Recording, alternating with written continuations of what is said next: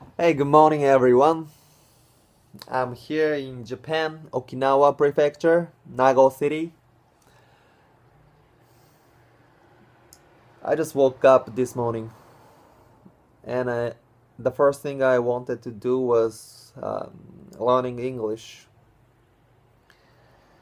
Oh, hey, today is 2014 April 16th Wednesday. Okay, and for now, it seems the best way for me to learn English is reading Holy Bible.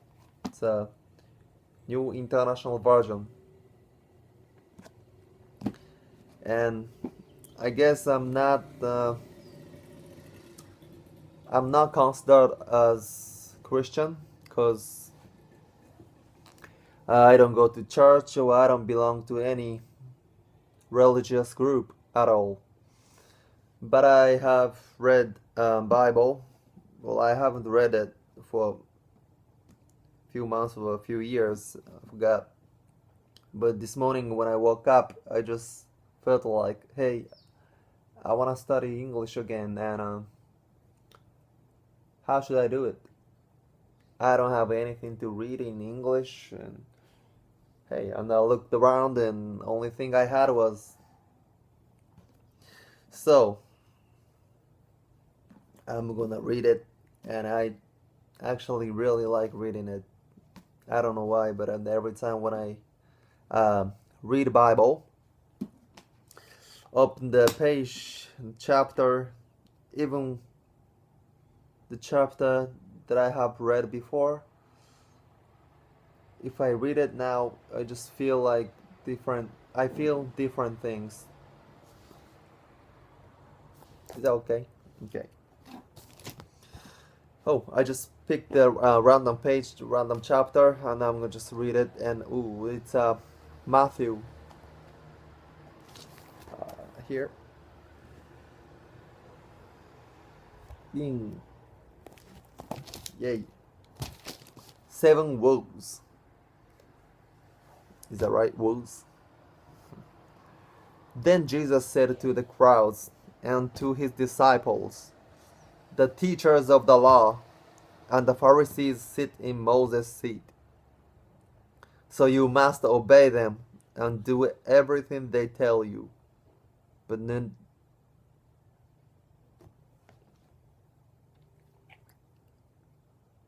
but do not do what they do, for they do not practice what they preach. They tie up heavy loads and put them on men's shoulders, but they themselves are not willing to lift a finger to move them. Everything they do is done for men to see. They make their phylacteries, sorry, shawls long. Oh, hey. Everything they do is done for men to see. They make their phylacteries wide and the tassels of their prayer shawls long. They love the place of honor and the banquets and the most important seats in the synagogues. They love to be greeted in the marketplaces and to have men call them Rabbi or Rabbi. But you are not to be called Rabbi or Rabbi. How do you pronounce it? For you have only one master, and you are all brothers. And do not call anyone on earth Father, for you have one Father, and he is in heaven. Nor are you to be called teacher, for you have one teacher, the Christ. The greatest among you will be your servant. For whoever exalts himself will be humbled, and whoever humbles himself will be exalted. Woe to you, teachers of the law and the Pharisees, you hypocrites! You shut the kingdom of heaven in men's faces. You yourselves do not enter nor will you let those enter who are trying to. Woe to you, teachers of the law and the Pharisees, you hypocrites! You travel over land and sea to win a single convert, and when he becomes one, you make twice as much a son of hell as you are. Woe to you, blind guides! You say, if anyone swears by the temple, it means nothing. But if anyone swears by the gold of the temple, he is bound by his oath. You blind fools, which is greater, the gold or the temple that makes the gold sacred? You also say, if anyone swears by the altar, it means nothing, but if anyone swears by the gift on it, he is bound by his oath. You blind man, which is greater, the gift or the altar that makes the gift sacred? Therefore, he who swears by the altar swears by it and by everything on it. And he who swears by the temple swears by it and by the one who dwells in it. And he who swears by heaven swears by God's throne and by the one who sits on it. Woe to you, teachers of the law and the Pharisees, you hypocrites!